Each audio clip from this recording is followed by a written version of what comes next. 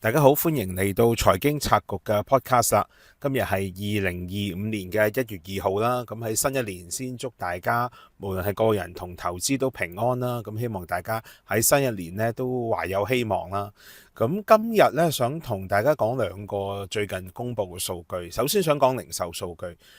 星期四嘅今日呢，政府就公布咗11月份嘅零售數據。咁都其實唔意外㗎啦。講緊係10月份嘅零售銷售呢，按年係跌咗7.3%，個數據係跌到去317億。個數字係本身跌幅比預期大嘅，而且已經係連跌咗9個月啦。咁而且按實際嗰個數據金額317億啦，其實亦都比比10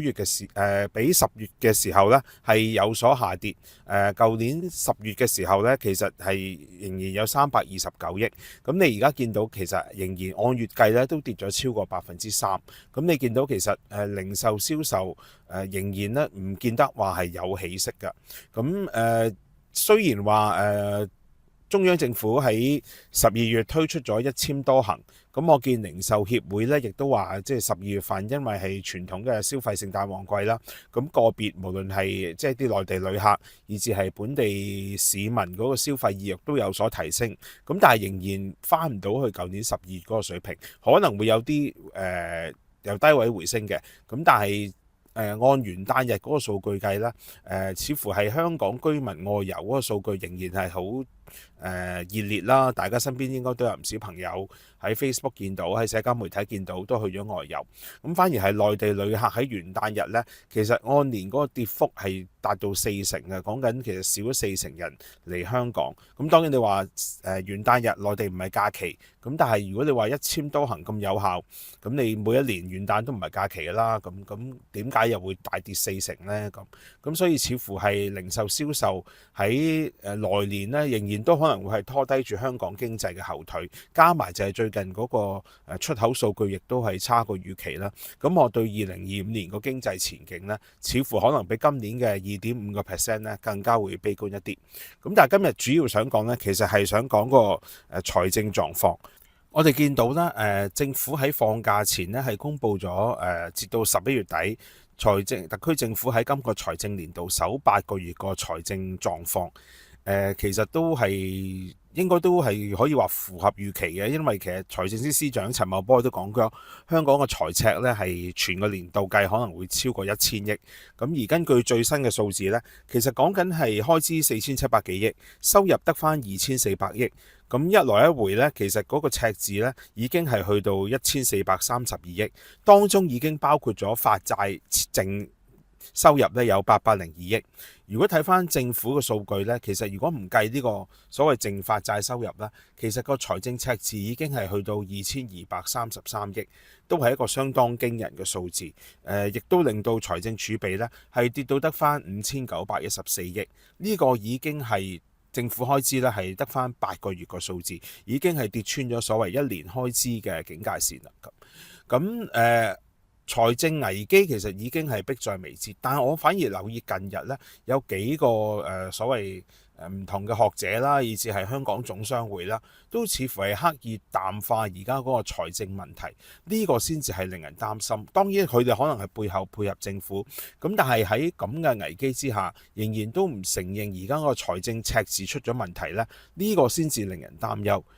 其中係中大一位學者啦，都係我師兄啦，咁我唔開名啦。佢甚至話而家並唔係有結構性嘅財政赤字問題，只不過係周期性經濟唔好，地價賣唔到，政府收入受影響。所以佢建議呢係認為外匯基金頭3季呢賺咗2000幾億，舊年又係賺咗2000幾億。其實呢啲咁嘅外匯基金，佢認為呢其實係可以足以支持政府嘅財赤，唔需要太過擔心。呢個我覺得係一個好大問題嘅表態嚟嘅，而且我哋見到唔單單係一啲學者，甚至連香港總商會啦嘅主席陳瑞娟呢都罕有提到話，而家嗰個財赤似乎雖然係有問題，咁但係如果喺外匯基金嗰個回報支持下呢，其實相信都可以解決嘅咁。咁呢個其實已經係令人擔心呢，外匯基金嗰個投資盈餘係咪已經變成咗特區政府想用嚟去支持財政儲備嘅一個手段呢？咁我想講，雖然舊年同今年外匯基金分別都賺超過2000億，舊年係破紀錄貼。咁但我哋翻查翻2022年外匯基金嘅表現係點樣呢？係錄得超過2000億嘅虧損，係歷嚟最大。咁你正正見到其實外匯基金個表現呢係有高有低，而且嗰個波幅呢可以係相當之大。呢個其實係金管局外匯基金嗰個投資策略呢，係金管局其實首要目標就係透過管理外匯基金，希望達到可以支持聯繫匯率，所謂有一個支持貨幣嘅一個支持組合去穩定香港嘅貨幣基礎，用嚟係支持貨幣發行局嘅制度。呢個係一個相當重要嘅任務。如果我哋開始出手將外匯基金嘅投資轉用嚟支持政府嘅財政赤字，呢個係一個相當危險嘅建議。我唔明點解會有一啲所謂學者啊，甚至係總商會呢，喺呢個時候提出一啲咁荒天下之大謬嘅一啲建議，到底係刻意去淡化呢個財政赤字嘅問題啊，還是係想轉移視線呢？咁特別係講到話而家香港嘅政府財政問題唔係一個結構性，呢個都係一個太大嘅問題。我哋睇翻頭8個月嗰個財政狀況，政府我列翻過去8年，陳茂波做咗呢8年嚟，其實每首8個月呢嗰個財政狀況，大家睇到個數字，其實嗰個開支呢係不斷擴大。當然有2年因為疫情，2021到2223有超過5000億嘅開支。咁但係整體嚟講，23、24、24、25講緊嘅政府開支其實都已經超過4700億，其實係一個即係相當驚人嘅數字。我唔明點解而家仲係講緊政府係唔係一個結構性財赤？當你個開支不斷擴大，而大家見到個收入其實係持續滾存咁樣下跌。你講緊17-18年個收入頭8個月有3500億，就算去到18-19年都超過3000億。咁但係到24-25年呢，我哋得返2482億。其實你見到係一個穩定嘅向下，呢個已經係一個結構性嘅趨勢。正如陳茂波講，其實無論喺地價收入，以至我哋嘅利得稅呢，喺呢一個財政年度呢，都係出咗問題。咁加上就係嗰個所謂發債當收入啦。咁喺24-25年度至到11月，其實嗰個發債收入已經係有講緊802億。呢個已經係超越咗過去咁多年嗰個數字，比舊上一個年度呢已經多咗200億。咁你見到其實而家嗰個財政危機其實係一個結構性問題，仲有一個結構問題呢。其實我唔明點解即係啲學者係唔關注，就係講緊香港嘅人口結構。大家講緊香港個婦女生育率其實講緊得0.7，同南韓呢係已經係同列全世界最低嘅一個地區或者國家。咁你見到喺咁嘅情況之下，其實已經唔足以支持人口持續增長。要人口持續增長係講緊要2.0以上。咁你而家呢個數據其實正正反映就係香港嘅人口結構出現咗一個年齡老化啦，後生嘅亦都好多移咗民啦。咁你喺人口不斷老化增長嘅情況下，你好多醫療啊、福利啊嘅開支呢，其實只會係日益擴大。